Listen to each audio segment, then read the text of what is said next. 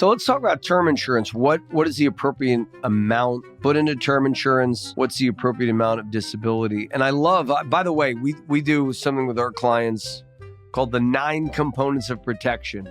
And you've hit on many of them. There's 9 components of protection, 9 components of savings, 9 components of growth. It's like the 999 plan, like that Herman Cain guy who ran for president had.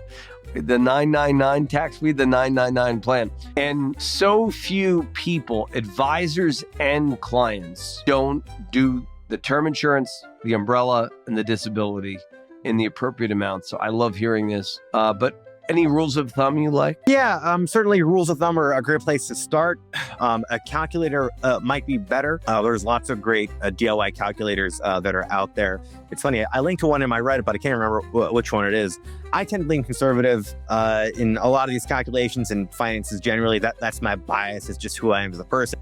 So bear in mind, any calculator is going to assume you're going to have so much in expenses over your lifetime. Maybe you'll invest that pot of money. You're going to earn so much in returns. Inflation is going to be so much, et cetera, et cetera. It's going to assume something for taxes. So whatever number you get, be it from that calculator, if you want to buy a little bit more than that, that's probably the approach I would take if you're, if it's within your means to afford that premium.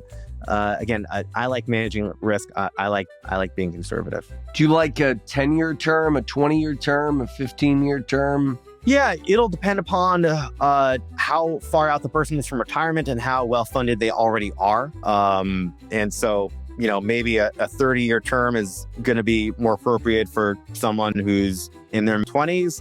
And if you've got someone who might have found themselves to be a higher earner later in life and they only have so many working years left, then certainly a shorter term at that point would be more appropriate. Yeah, my general rule of thumb is this is just because people like rules of thumb, not because it's necessary. I think everybody should go through a proper financial plan with a proper, family security calculator in some of these software. We have a really good one.